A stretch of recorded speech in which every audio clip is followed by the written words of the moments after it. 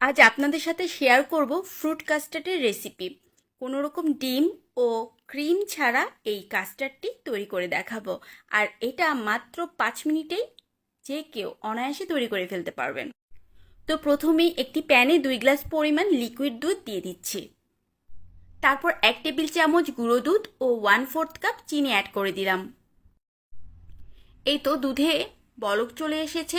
এখন যেটা করব, চুলাটা অফ করে দিব এবং অনবরত এভাবে নাড়তে থাকবো যাতে সর পড়ে না যায়।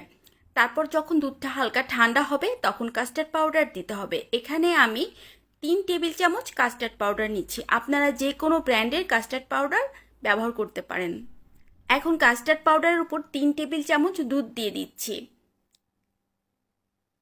এই তো এরপর খুব ভালোভাবে দুধের সাথে কাস্টার্ড পাউডারটা মিক্সড করে নিতে হবে। এরপর মিশ্রণটি অল্প অল্প করে দুধের মধ্যে দিতে হবে আর এভাবে নাড়া দিতে হবে। এটা যদি না করা হয় তাহলে এই কাস্টার্ডটি দলা পাকিয়ে যাবে। এখন চুলার আঁচটি অন করে দিয়েছি এবং মিডিয়াম পর্যায়ে রেখে এটি অনবরত এইভাবে নাড়তে হবে। যখন কাস্টার্ডের ঘনত্ব এরকম হয়ে আসবে তখন চুলা বন্ধ করে দিতে হবে, কারণ এটি ঠান্ডা হলে আরও ঘন হয়ে যাবে। এখন কাস্টার্ড গরম থাকতে থাকতেই একটি বাটিতে ঢেলে নিচ্ছি। তারপর ঠান্ডা হয়ে যাওয়া পর্যন্ত অপেক্ষা করব। এরপর 3 থেকে 4 ঘন্টা নর্মাল ফ্রিজে রেখে দিব।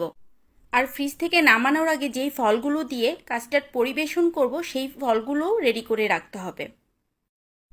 আপনাদের একটি সহজ ডিজাইন দেখাচ্ছি যেটা আঙ্গুর দিয়ে তৈরি করতে পারবেন। যে কোনো কালারের আঙ্গুর একটু বাঁকা করে এভাবে মাঝখান থেকে কাটতে হবে, তারপর উল্টিয়ে দিলে হার্ট শেপ হয়ে যাবে। অনেক সহজ, তাই না? আর দেখতেও কিন্তু খুব সুন্দর লাগছে।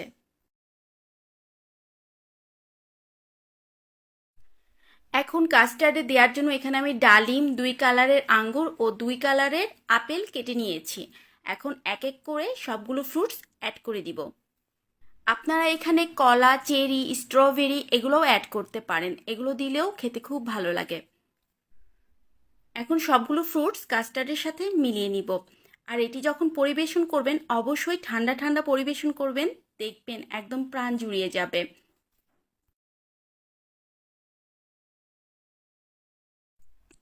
শেষ পর্যায়ে ডালিম ও পেস্তা বাদাম দিয়ে ডেকোরেশন করে নিলাম। যারা এতক্ষণ পর্যন্ত আমার ভিডিওটি দেখেছেন তাদের অনেক অনেক থ্যাঙ্কস। যদি ভালো লেগে থাকে ভিডিওটিতে একটি লাইক দিয়ে বেশি বেশি করে শেয়ার করবেন। আর কারো কোনো কিছু জানার থাকলে কমেন্ট করবেন। তো আজ এই পর্যন্তই, সবাই ভালো থাকবেন। আল্লাহ হাফেজ।